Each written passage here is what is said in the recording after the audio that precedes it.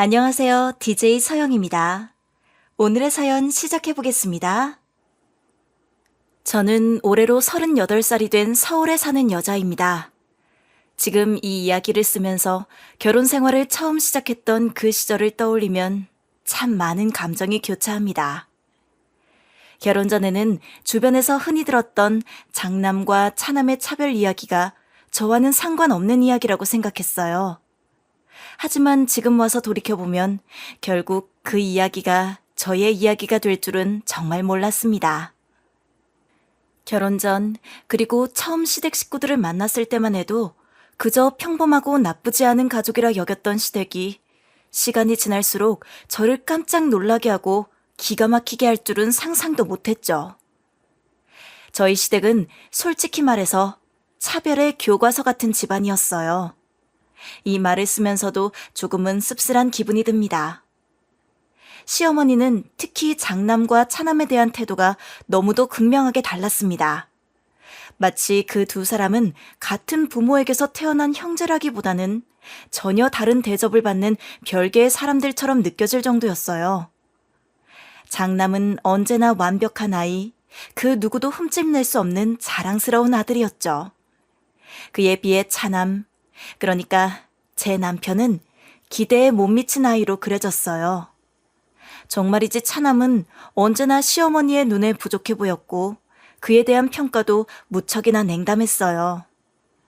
처음부터 시어머니는 두 아들에 대한 자부심을 숨기지 않으셨어요. 그 자부심의 대상은 오로지 큰아들, 즉 장남에게만 집중되어 있었습니다.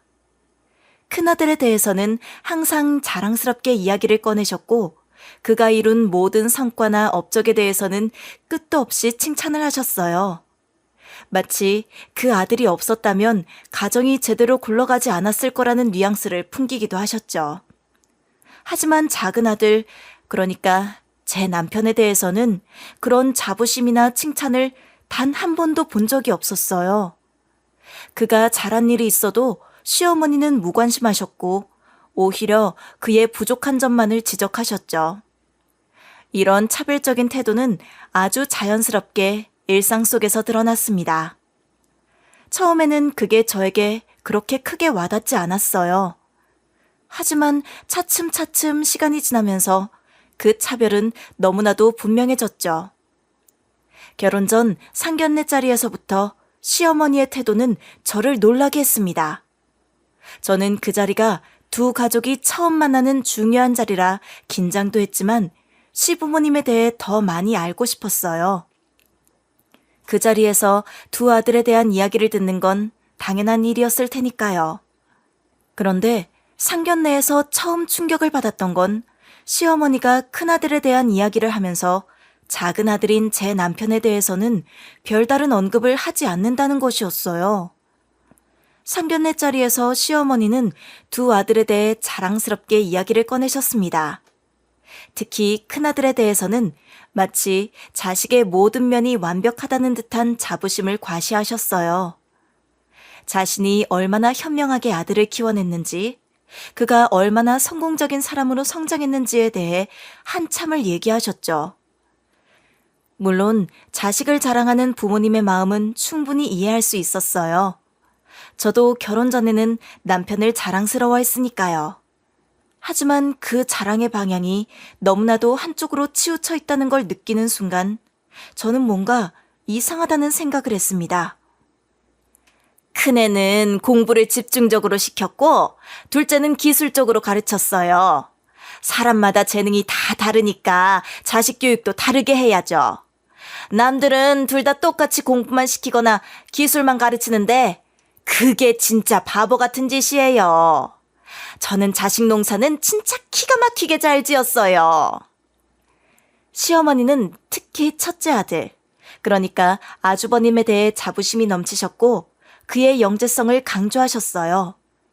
그런데 남편 이야기가 나왔을 때는 조금 다른 태도를 보이셨어요. 우리 둘째는 그래도 괜찮아요. 제가 너무 높은 기대는 안 했어요. 다른 시어머니들처럼 우리 아들이 최고다라고 막 우기지는 않아요.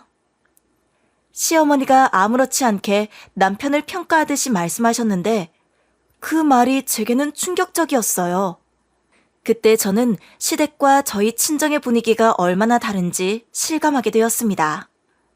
저희 친정은 늘 따뜻하고 서로를 존중하는 분위기였거든요. 부모님은 연애 결혼을 하셨고 지금도 금슬이 좋아요. 아빠는 토목 기술자시고 엄마와 함께 작은 가구 인테리어 가게를 운영하시면서 경기도에서 유유자적하게 지내고 계십니다. 큰 부자는 아니지만 부모님 두 분이 먹고 살기에는 충분하죠. 저는 부모님께서 이제 좀 쉬었으면 하는 마음이 있지만 부모님은 일을 즐기고 계세요. 아빠는 얼마 전에도 엄마를 위해 직접 흔들 의자를 만들어 주셨고 문을 열 때 종이 울리게 작은 풍경도 설치해 주셨어요. 두 분이 그렇게 소소한 행복을 나누며 사시는 모습을 보면 저도 덩달아 기분이 좋아집니다. 저는 이런 가정적인 분위기에서 자라 서울에 있는 4년제 대학에 진학했고 이후 중견기업에 취직하면서 자취 생활을 시작했습니다. 남편은 그때 소개팅을 통해 만나게 되었어요. 그는 조리사로 일하고 있었고 차남이었습니다.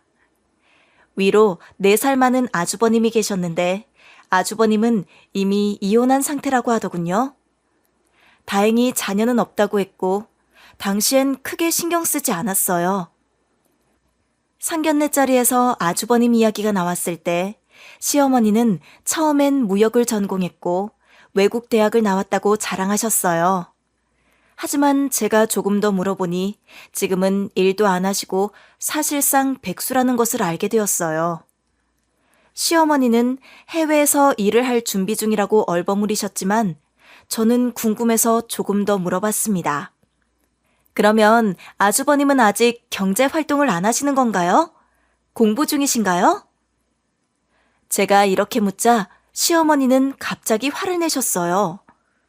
너, 우리 귀한 첫째 얘기 대충 들었으면 그냥 그런가 보다 해야지. 왜 굳이 상처받은 애한테 그런 걸 물어봐? 시어머니의 갑작스러운 반응에 저는 너무 당황스러웠고 부모님도 그 자리에 계셔서 더 난감했어요. 결국 부모님이 시어머니께 사과드리라고 하셔서 어쩔 수 없이 사과를 했습니다. 그제야 시어머니는 그동안 쌓였던 감정을 터뜨리듯 펑펑 울면서 장남 이야기를 꺼내셨어요. 우리 장남은 여자 때문에 상처를 많이 받았어요. 사실 그 아이가 그런 취급을 받을 애가 절대 아닌데 이상한 여자랑 얽혀서 괜히 고생만 했죠. 아휴, 너무 귀하게 키워서 그런지 지금도 생각하면 억울하고 화가 나. 그러면서 아주버님의 이혼 이야기를 꺼내며 전 아내에 대해 험담을 하셨어요. 그 여자가 아주버님을 노리고 접근해서 돈만 뜯어갔다고 하셨는데 그 이야기를 듣고 저희 친정 부모님도 많이 당황하셨어요. 그렇게 상견례 자리는 시어머니를 달래느라 어영부영 끝나버렸습니다. 남편은 그 옆에서 익숙한 듯 하면서도 지친 표정으로 시어머니를 바라보고 있었고 그 모습이 참 안쓰러웠어요.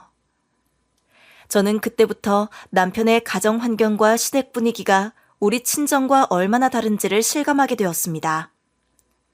집에 돌아와 가만히 생각해보니 상견례 자리에서 시어머니가 아주버님과 자랑을 연민 섞어가며 그렇게 길게 이야기한 것이 도무지 이해가 가지 않았어요. 아주버님은 겉으로는 화려해 보였지만 실제로는 텅 빈 사람 같았죠. 그가 이혼도 했고 지금은 사실상 백수라는 점을 생각하니 남편과는 정말 정반대의 인생을 살고 있다는 생각이 들었습니다. 며칠 후 남편은 친정엄마와 아빠를 다시 찾아와 죄송하다며 정중히 인사를 드렸습니다. 남편은 자기 엄마가 나이가 많고 외로워서 상견례에서 실수를 한 것 같다며 고개를 숙였습니다. 손에는 무거운 소고기와 곶감을 들고 있었고요. 저희 친정 부모님도 부모가 자식 때문에 속상해 그럴 수 있다고 이해해 주셨습니다. 남편은 저희 부모님 앞에서 아주버님에 대해 조금 더 이야기해 주었습니다.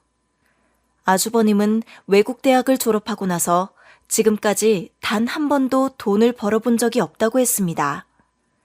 편의점 아르바이트조차 해본 적이 없다고 하더군요.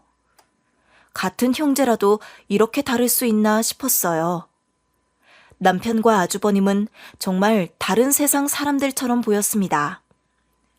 남편은 고등학교를 졸업하고 대출을 받아 떡갈비집을 차렸습니다. 반면 시댁에서는 장남인 아주버님에게 대학비와 생활비를 아낌없이 지원해줬지만 차남인 남편에게는 아무런 지원도 없었죠. 아주버님은 공부 좀 한다는 이유로 남편을 무시했고 시어머니는 그런 아주버님의 태도를 당연하게 여겼습니다. 남편이 고등학교를 졸업하고부터 돈을 벌기 시작했지만 시어머니는 남편의 노력을 무시했습니다. 남편이 돈을 벌어와도 시어머니의 반응은 냉담했어요. 대체 언제 제대로 어른이 될래?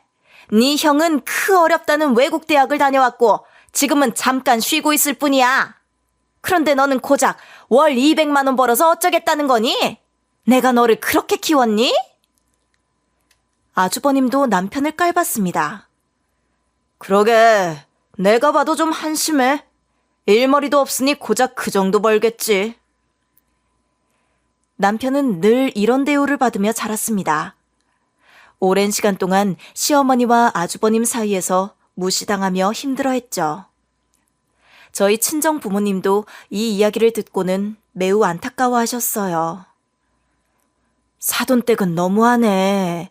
차남이라고 그렇게 차별할 필요가 있나? 그러게 말이야. 자식 차별을 이렇게 심하게 하는 사람들은 처음 보네. 사위야, 기죽지 말고 힘들면 우리한테 말해. 정말 감사합니다. 장인어른, 장모님. 그렇게 저희는 부모님의 위로를 받으며 결혼식을 올렸습니다. 신혼집은 서울 외곽에 있는 작은 아파트였어요. 저는 7천만 원을 모아뒀고 남편은 가게 운영 때문에 4천만 원을 보탤 수 있었습니다. 시어머니는 3천만 원을 보태주셨고 나머지는 대출을 받아서 20평짜리 아파트에서 신혼생활을 시작했어요. 우리는 맞벌이를 하며 열심히 살았지만 남편은 가게에서 혼자 일하면서 점점 건강이 나빠졌습니다. 더 큰 문제는 시어머니가 매달 아주버님에게 용돈을 보내라고 요구하는 전화였습니다. 이번 달 월급 나왔지? 내 통장으로 각각 50만 원씩 입금해. 어머니, 저희 신혼인데 갑자기 100만 원을 보내는 건 너무 과해요. 저희도 대출 갚아야 하거든요. 너희 아주버님이 열심히 공부하고 있는데 그게 그렇게 힘드니? 저희 친정 부모님도 용돈을 바라시지 않으세요. 어머님도 조금 배려해 주시면 좋겠어요. 너는 왜 며느리가 돼서 말대꾸가 많니? 네 남편한테 말하겠다. 결국 시어머니는 전화를 끊고 남편에게 직접 전화를 하셨습니다. 그날 저녁 남편은 지쳐 보였어요. 여보, 엄마가 용돈 얘기했지? 정말 미안하고 고마워. 그렇긴 한데, 그래서 당신한테 뭐라고 하셨어? 엄마는 내가 이혼하든 말든 상관없다며 다달이 50만 원씩 보내래. 아주버님 공부 때문이지? 응. 엄마도 생활비가 부족하다고 하셔. 그 집엔 경제활동하는 사람이 없잖아. 저는 너무 화가 나서 어머님께 다시 전화를 걸려고 했지만 남편이 제 손을 잡고 말렸습니다. 내가 부업이라도 해서 용돈 드릴게. 우리 가정에 큰 지장이 생기면 그때 정리할게. 남편은 눈물을 흘리며 말했어요. 그 모습을 보니 저도 마음이 아팠습니다. 그렇게 남편은 새벽마다 배달 일을 하며 돈을 벌기 시작했습니다. 저는 남편이 힘들까봐 주먹밥이라도 만들어줬죠. 남편은 낮이고 밤이고 일을 했습니다. 저도 맞벌이로 남편을 도왔지만 매달 시댁에 보내는 50만 원 때문에 우리는 항상 빠듯하게 살았습니다. 아이를 가질 계획은 감히 엄두도 내지 못했죠. 그러다 남편의 가게에 매출이 떨어져 돈을 늦게 보내면 시어머니는 곧바로 남편에게 전화를 걸어 닥달하셨습니다. 남편은 힘들어하면서도 그 요구를 들어줄 수밖에 없었어요. 남편은 매달 어김없이 시어머니에게 돈을 보내고 있었지만 그 달은 가게 매출이 좋지 않아 돈을 조금 늦게 보내기로 했습니다. 하지만 시어머니는 여느 때처럼 참을성이 없으셨죠. 예, 이번 달 입금이 아직 안 됐더라. 아, 제가 아직 돈이 안 모여서요. 며칠 뒤에 바로 드릴 수 있을 것 같아요. 아무리 그래도 우린 다음 달에 바로 내야 할 돈도 없고 당장 밥 사 먹을 돈도 없는데 무작정 이렇게 돈을 안 보내면 어떻게 하자는 거니? 굶어 죽으라는 거냐? 그게 아니라 저번 달에 보내드린 돈 있으니까 그걸로 조금만 기다려주시면 안 될까요? 그건 이미 다 쓴 지 오래됐지. 누가 보면 네가 한 달에 한 500이라도 주는 줄 알겠다, 야. 그렇게 쥐꼬리만큼 주면서 그걸 남겨놨을 거라고 생각해? 우리 장남 한 끼도 못 먹어서 내 마음이 너무 아프다. 엄마, 저도 지금 야간 근무 가려고 준비 중이에요. 이따가 집사람이랑 상의해보고 돈 보내드리든가 할게요. 너는 네 엄마랑 형이 배고파서 굶어 죽게 생겼다는데 와이프 타령이냐? 천하의 남자가 되어가지고서는 여자랑 상의 하나 아니면 돈조차 못 보내? 원래 가장이란 게 집안 통장쯤은 꿰뚫고 있어야 하는데. 너는 진짜 내가 언제 봐도 너무 답답해. 니네 형은 결혼하자마자 와이프 통장 가져갔던 거 기억 안 나? 그게 그렇게 좋은 건 아닌 것 같아서요. 저 혼자 일하는 것도 아니고 엄연히 집사람이랑 같이 맞벌이로 일하고 있는데. 아니, 그래서 그게 잘났다는 거야? 너는 남자가 되어서는 어떻게 여자보다 못하냐? 그래가지고서는 가장이 되겠어? 내가 그러니까 너는 형을 좀 닮으라는 거야. 저는 옆에서 스피커폰으로 대화를 듣고 있었는데 너무 화가 나서 결국 참지 못하고 소리를 질렀습니다. 어머님, 정말 해도 해도 너무하신 거 아니에요? 그이가 어머님한테 잘하려고 얼마나 밤낮 안 가리고 열심히 사는지 아세요? 그런데도 고맙다는 말은 어쩜 한마디도 안 하시고 이렇게 사람을 무시하기만 하세요? 이거 뭐니, 너는 갑자기 모자가 대화를 하고 있는데 끼어들어가지고서는 무슨 짓을 하는 게야? 그리고 내가 내 아들한테 뭐라고 좀 하는 게 뭐 어때서 그러냐? 고작 한 달에 50만 원을 못 보내는 게 사내 자식이라는 게 부끄럽다 정말. 그러면 그 고작 50만 원 때문에 이렇게 사람 붙들고 뭐라는 건 정상이고요? 아주버님은 대체 언제 일을 구하신대요? 그놈의 공부는 언제 끝나고요? 너 어디서 가만히 있던 우리 장남을 건드려? 우리 장남이 뭘 잘못했다고? 솔직히 이렇게 된 것도 다 책임감 없는 아주버님이랑 그걸 오냐오냐 받아주신 어머님 탓이잖아요. 아니에요? 듣자니 결혼하자마자 전 아내 되시는 분 통장을 압수해갔다고 하던데 그게 상식적으로 말이 돼요?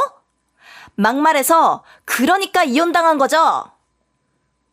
야, 너 말 다 했어? 우리 아들 가뜩이나 마음 아픈데 뭔 소리를 하는 거야? 지금 우리 장남이 잘못했다는 거야? 가장이 되어서 통장 좀 가져갈 수도 있는 거지? 너도 그 여자랑 똑같아. 아이고, 조상신님, 우리 집에 여자들이 잘못 들어와서 우리 아들들을 망치고 있습니다. 아이고. 망치긴요. 제가 보기엔 어머님이 제일 아들들을 망치고 있는 주범이세요. 성실히 일하고 있는 제 남편 그만 좀 뭐라 하시고 이제 용돈도 안 보내드릴 테니까 제발 그 나이 됐으면 두 분이서 알아서 사세요. 저는 그렇게 전화를 끊어버렸고 남편은 멍하니 있다가 저를 꽉 안아주었습니다. 그러더니 갑자기 펑펑 울기 시작했어요. 남편이 그렇게 눈물을 흘리며 우는 걸 보니 저도 마음이 아팠습니다.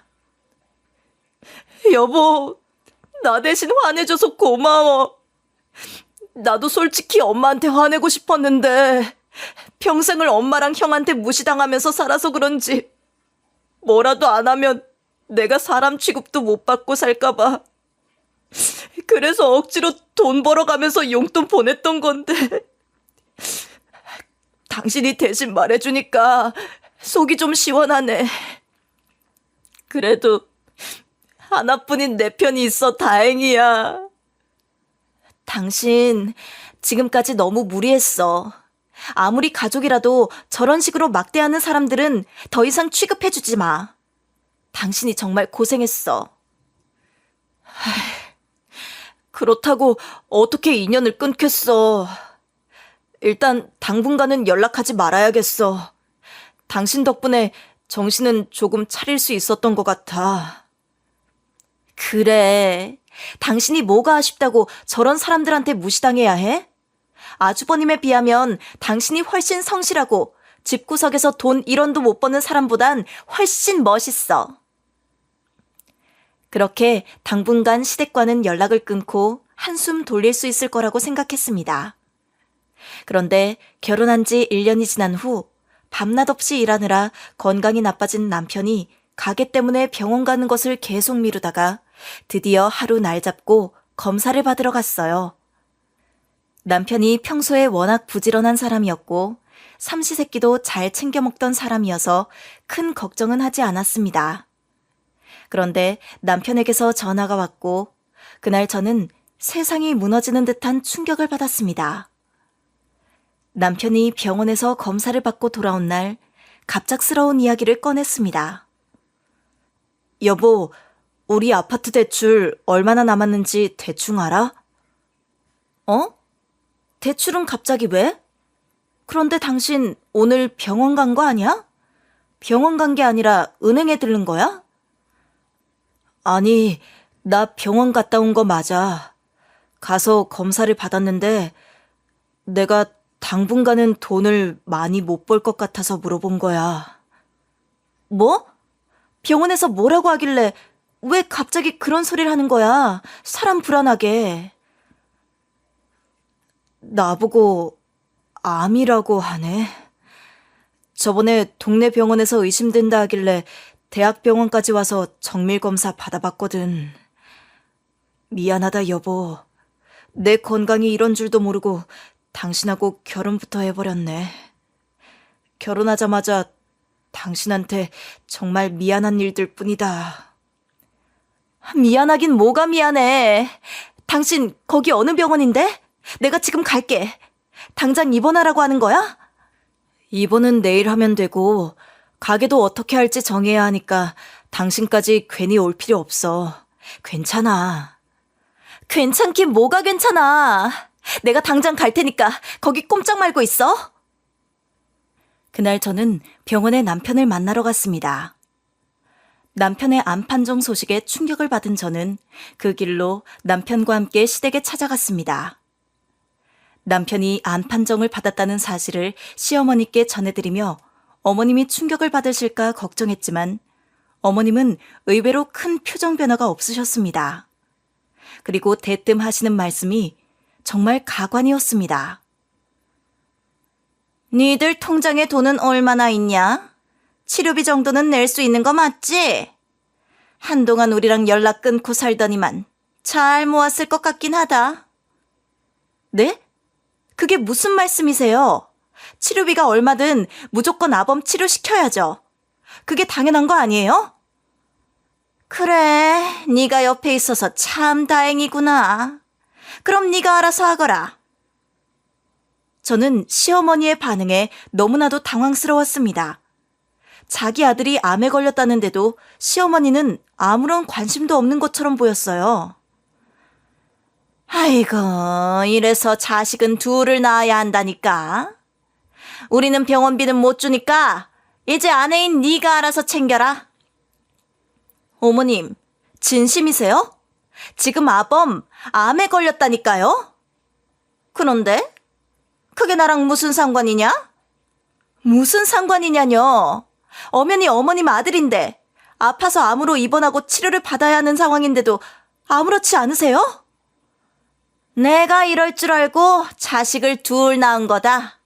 그런데 장남은 이런 속 썩일질 않더니 기어코 둘째가 이런 일을 벌이는구나. 그럼 자기가 아픈 거 자기가 알아서 해야지. 아내도 있는데. 어머님은 아들이 아프다는데 걱정되거나 슬프지도 않으세요? 잘못하면 치료도 못할 수도 있는데?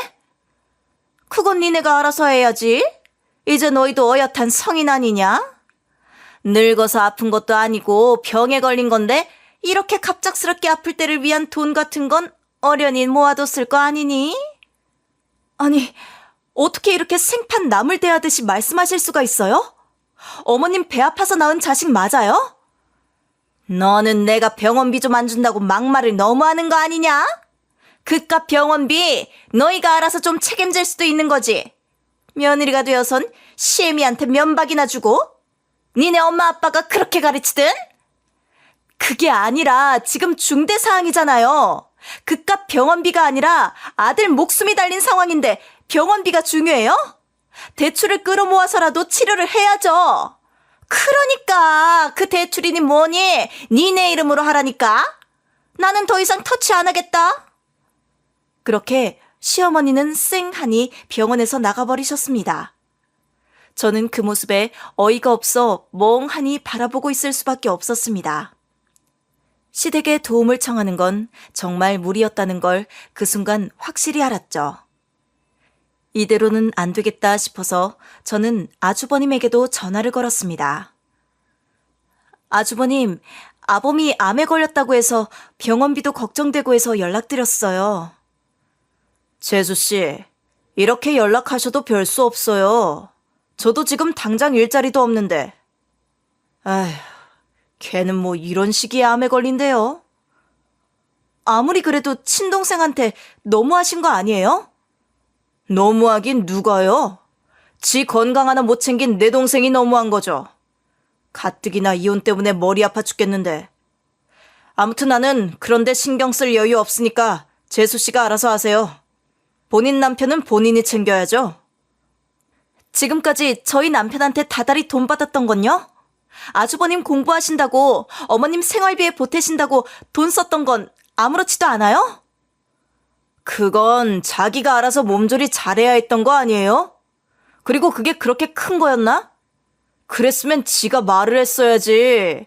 그렇게 큰 돈도 아니었고 고작 한 달에 50 보내는 게 힘들어서 이렇게 암에 걸렸을 것 같진 않은데.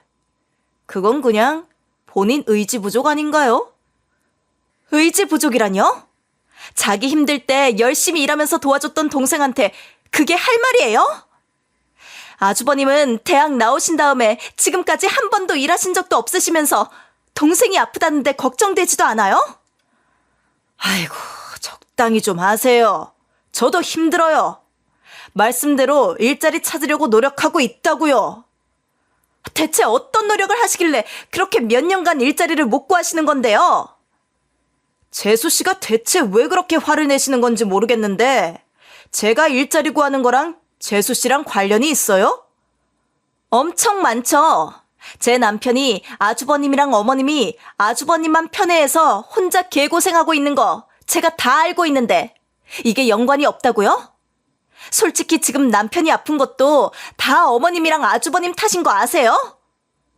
이게 왜 또 그렇게 돼요? 억지 좀 작작 부리세요. 걔는 암 걸릴 팔자였던 거예요. 그리고 그걸 감당할 건 아내인 재수씨 몫인 거고요.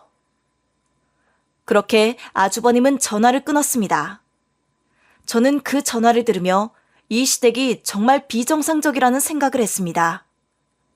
남편은 어머님과 아주버님의 이기적인 모습에 정이 다 털린 듯했고 저 역시 이 가정과의 관계를 완전히 끊고 싶다는 생각이 들었습니다. 남편은 차마 말을 잇지 못하고 한동안 가만히 있더니 저를 바라보며 힘없이 말했어요. 여보, 내가 잘못한 것 같아. 우리 집안에서 도망치지도 못하고 이렇게 당신까지 힘들게 만든 것 같아서 너무 미안해. 당신 잘못 아니야. 저 사람들이 비정상적인 거지. 이제 우리 둘이서만 해결하자. 당신은 그 사람들보다 훨씬 멋있고 지금껏 정말 잘해왔어. 그렇게 우리는 시댁과의 연을 끊고 남편의 치료에만 집중하기로 했습니다. 남편은 그동안 느꼈던 감정들을 드디어 털어놓기 시작했습니다. 그 말을 하는 내내 눈물을 흘리면서 말이죠. 내가 지금까지 나 혼자 살려고 열심히 일했던 것도 아니고 엄마랑 형 돕는 게 가족이니까 해야 할 일이라고 생각해서 그랬던 건데 엄마랑 형은 그냥 내가 돈 뽑아주는 ATM기 그 이상도 이하도 아니었나 봐. 펑펑 우는 남편을 보고 저는 너무나도 안타까웠습니다. 그동안 얼마나 혼자서 마음고생을 했을지, 왜 이제야 이렇게 터져나왔는지 알겠더군요. 그동안 고생 많았어. 하지만 여보, 이제 끝이라고 생각하지 마. 뭐? 난 내가 나을 수 있을지도 모르겠고, 그냥 당신한테 너무 미안하기만 한데. 나도 솔직히 속이 터지고 당신이 조금만 더 이기적이었으면 좋겠다는 생각을 안 한 것도 아니야. 하지만 이번 일을 계기로 더 알게 됐어. 당신을 꼭 살리고 가게도 내가 성공시켜서 그 시댁의 본때를 보여주고 싶어. 그동안 시댁에서 당한 게 너무 많았고 이대로 포기하기엔 남편도 너무 안타까웠습니다. 이렇게 결혼했다가 이혼하는 것도 뭔가 아닌 것 같았어요. 그래서 저는 이를 갈며 남편을 꼭 낫게 해야겠다고 굳게 마음을 먹었습니다. 저는 다니던 회사를 그만두고 남편이 세운 가게를 이어가면서 병간호까지 해야겠다는 결심을 했습니다. 남편의 가게를 제가 대신 운영하고 밤에는 남편을 돌보는 생활이 시작되었습니다. 생활은 빠듯했지만 다행히 단골 손님들이 찾아주어서 어찌어찌 이어갈 수 있었습니다. 남편이 치료받는 동안 남편의 상태를 시어머니께 알리기 위해 자주 전화를 드렸습니다. 하지만 시어머니의 반응은 차가웠습니다. 넌 왜 자꾸 전화해서 걔 치료 뭐 받았다 그런 소리를 하는 거냐? 나한테 치료비라도 받아내려고 그러는 거야? 그게 무슨 말씀이세요? 남편 상황을 어머님도 아셔야 하고 궁금해하실까봐 연락드린 건데요. 나는 저번에도 말했지만 치료비는 네가 알아서 해라. 알았지? 나 돈 없다고 너한테 여러 번 말했잖아. 이런 전화도 이제 그만하고. 난 관심 없으니까. 그렇게 무심하게 전화를 끊으시는 시어머니를 보며 저는 이 사람이 정말 자기 아들을 사랑하는지 의심스러웠습니다. 그런데 어느 날 시어머니가 전화로 생일을 챙겨달라고 하시는 거예요. 예, 이번 주에 내 생일인 거 기억하고 있지? 작년에 했던 것처럼 봉투랑 선물 준비해서 가져와라. 괜찮은 가게도 예약하고 우리 장남이랑 밥 먹어야 하니까. 어머님, 지금 저희 남편은 암 때문에 입원했는데 어머님 생신이 중요해요? 아픈 애한테 생일이니 뭐니 할 수 없잖니? 그럼 내 생일은 1년에 한 번인데 이걸 그냥 넘어가라고? 너는 늙은 시애미한테 못하는 말이 없구나 정말. 아무리 그래도 이건 정말 너무하신 것 같아요. 전 직장도 그만두고 아범 가게에서 일하느라 한숨도 못 자고 일하고 있는데 아범은 오늘 밤에 중요한 치료가 있다고 했단 말이에요. 그런 건 궁금하지도 않으세요? 예끼 이 녀석아. 내가 그런 소리나 들으려고 전화한 줄 알아? 돈이랑 선물 달라고 전화했더니 아픈 사람 이야기나 듣고 앉아있고. 그럴 거면 됐으니까 전화 끊어. 정말 어이가 없었습니다.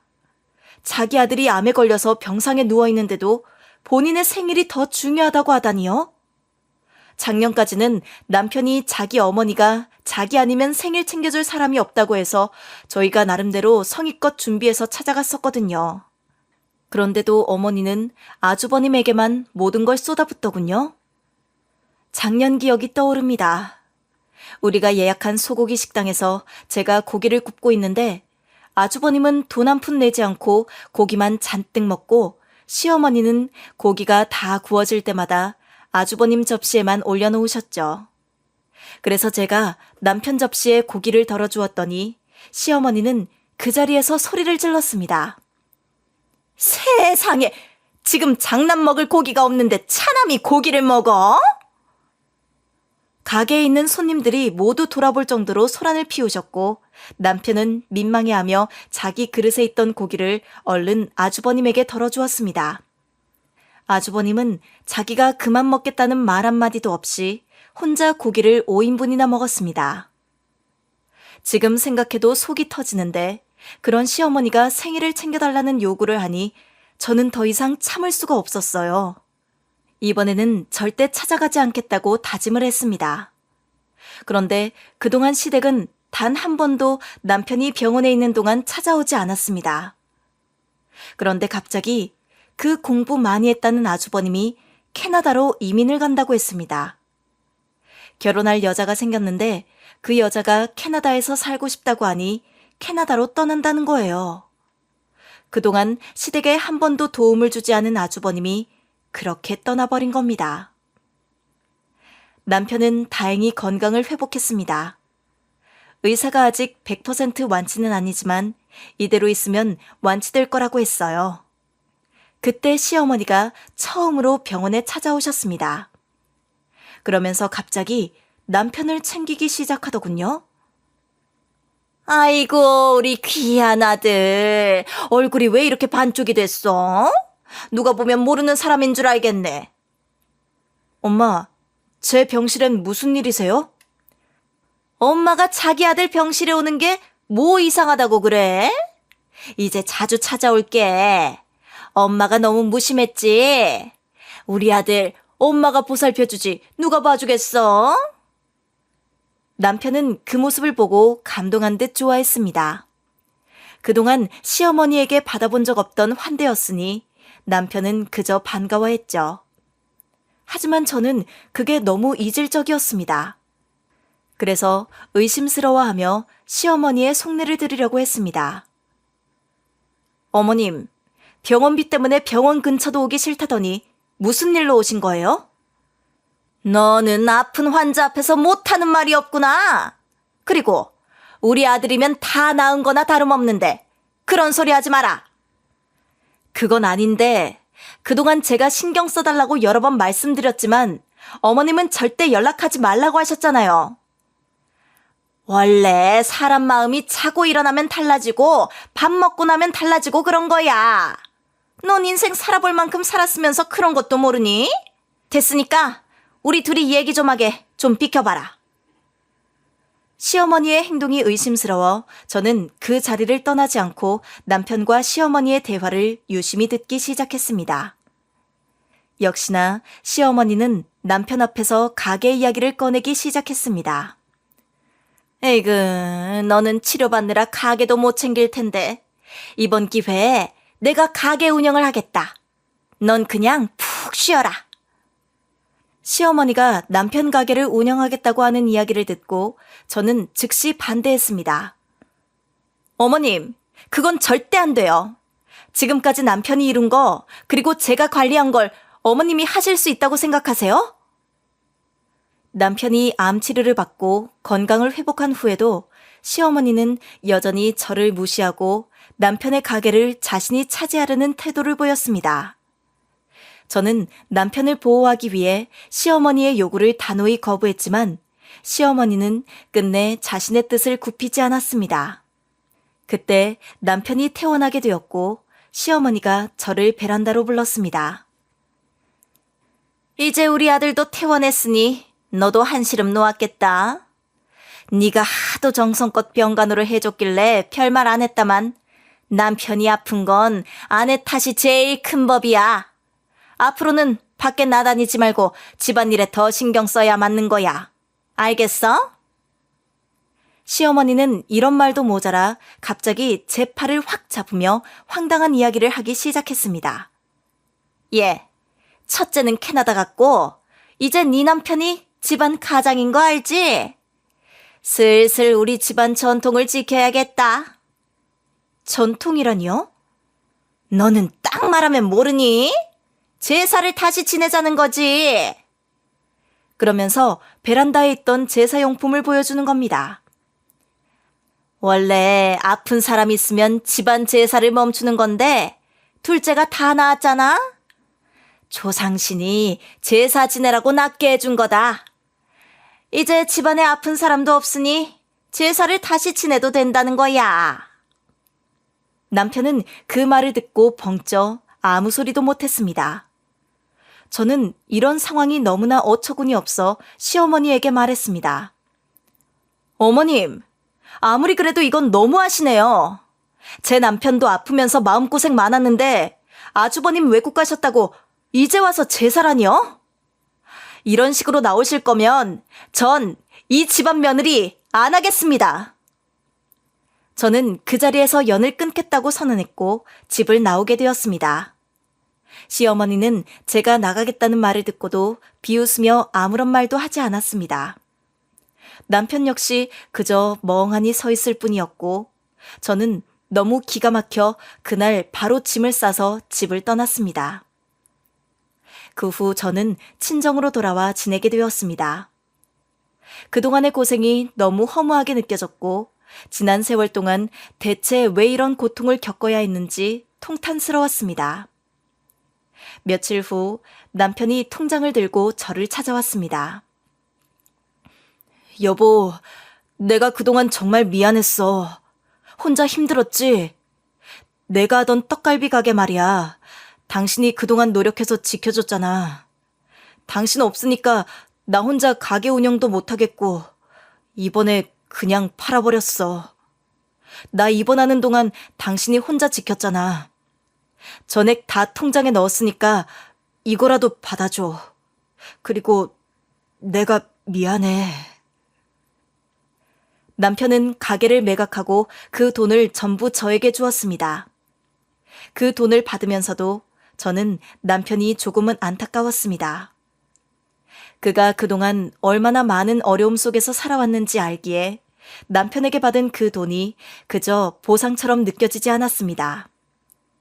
남편이 가게를 팔고 전 재산을 저에게 준 후에도 제 화는 쉽게 풀리지 않았습니다. 남편은 통장을 건네며 이렇게 말했습니다.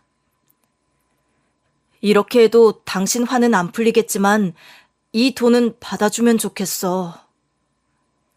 남편은 그동안 고생만 시켜서 미안하다며 통장만 내려놓고 돌아갔습니다. 통장에는 3억 원이 들어있었고 남편이 하던 식당 하나로 이 금액을 마련하기는 힘들어 보였습니다. 아마 우리가 살던 집도 팔고 남편이 가지고 있던 모든 돈을 합쳐서 저에게 준 것 같았습니다. 저는 그 돈을 보고 고민이 되었습니다. 남편이 그렇게까지 했지만 시어머니 얼굴이 떠오르자 남편에게 따로 연락할 마음이 생기지 않았습니다. 한 달이 지난 어느 날 갑자기 친정아빠가 남편을 데리고 친정집으로 찾아왔습니다. 박서방이 혼자 원룸에서 배달 일을 하며 지내고 있더라. 아직 완치 판정도 못 받았는데 그 모습이 걱정돼서 내가 찾아갔어. 남편은 펑펑 울며 진심으로 사과를 했습니다. 솔직히 당신 아니었으면 나 이렇게까지 건강을 회복할 수 없었어. 나랑 결혼해서 고생만 한 건 당신인데 내가 당신에게 너무 못할 짓을 했어. 정말 미안해. 당신이 뭐라고 해도 내가 할 말이 없어. 남편의 진심 어린 사과에 제 마음은 조금씩 풀렸고 결국 남편과 다시 합치기로 결심했습니다. 하지만 시어머니는 가만히 있지 않았습니다. 시어머니는 아들이 가게도 팔고 배달 일을 하며 산다는 소식을 듣고 저를 찾아와 따지기 시작했습니다. 너 때문에 우리 아들이 잘 나가던 가게도 팔고 배달이나 하며 지낸다더라. 네가 우리 아들 인생을 망쳤어. 그런데 이번에는 남편이 오히려 제 편을 강하게 들어주었습니다. 엄마는 나한테 아들이라고 할 자격도 없어. 지금까지 내 아내한테 해도 해도 너무한 거 아니야? 뭐라고 할 거면 내 인생에서 좀 사라져. 시어머니는 더욱 분노하며 저를 향해 비난을 퍼부었습니다. 너는 어떻게 내 아들을 그렇게 꼬드겨서 엄마 말을 듣지 않게 만들었어? 도대체 무슨 수작을 부린 거야? 그 순간 저는 참을 수 없어 말했습니다. 어머님이 정말 아들을 귀하게 생각하셨다면 아들이 암에 걸렸을 때 한 번이라도 병원에 찾아오셨을까요?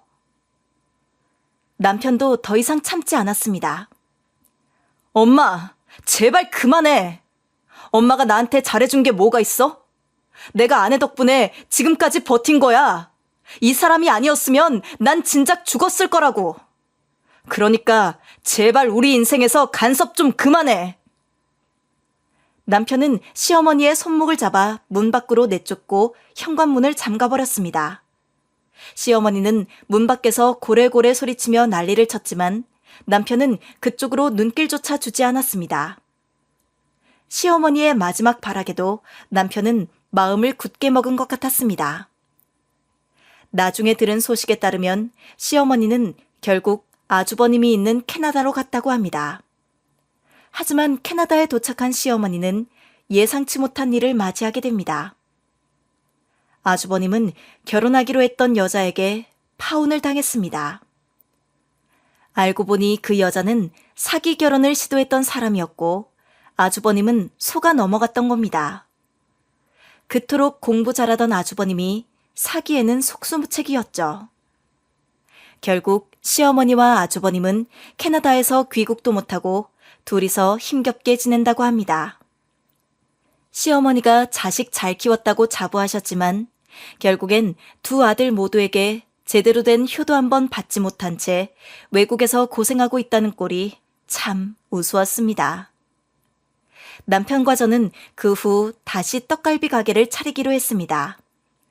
이번에는 친정 근처에서 시작했죠.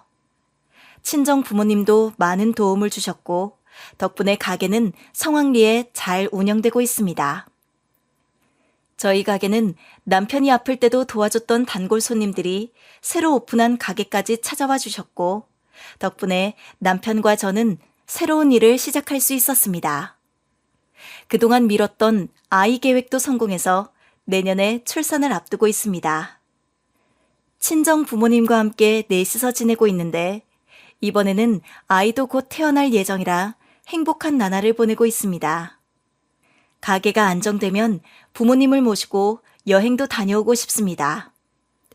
친정엄마와 아빠가 그동안 저를 위해 애써주신 만큼 이제는 부모님을 모시고 여기저기 여행하며 시간을 보내고 싶어요.